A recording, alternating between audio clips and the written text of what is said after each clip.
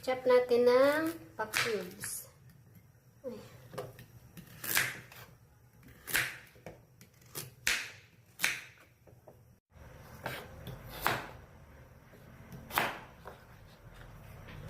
So, ito na siya guys. Yung ating carrot. So, sige, grill na natin siya. So, ito yung ating gagamitin.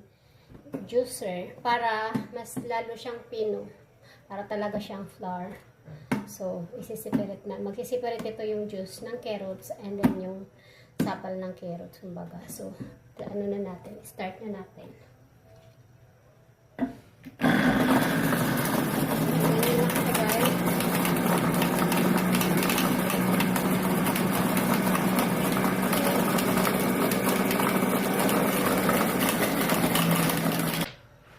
Siyempre, dahil may juice nga ito, di ba?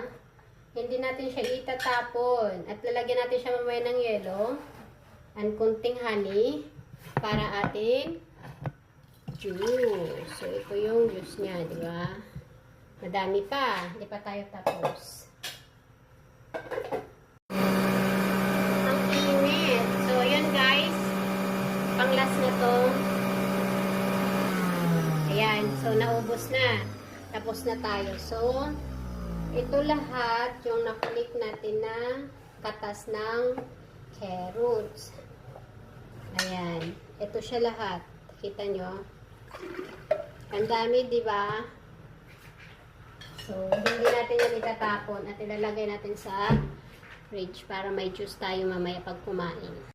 Ngayon ay gagamit tayo ng butter.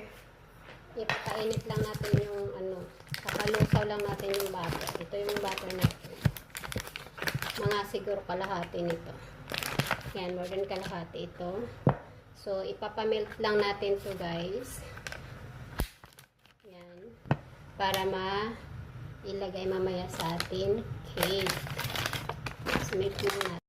So, guys, ito na pala yung ating nagadgad na ginuser na carrot. Kumbaga sapal. So, ayan, gano'n siya kadami. Diba? Marami po kayo pwede paggamitan ito.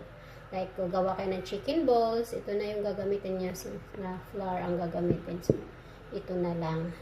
Diba? Ay, tapon. So, diba ang dami? I think maliit yung lalagyan ko. So, sagadin natin. Ayan. So, yan. Wala na, diba?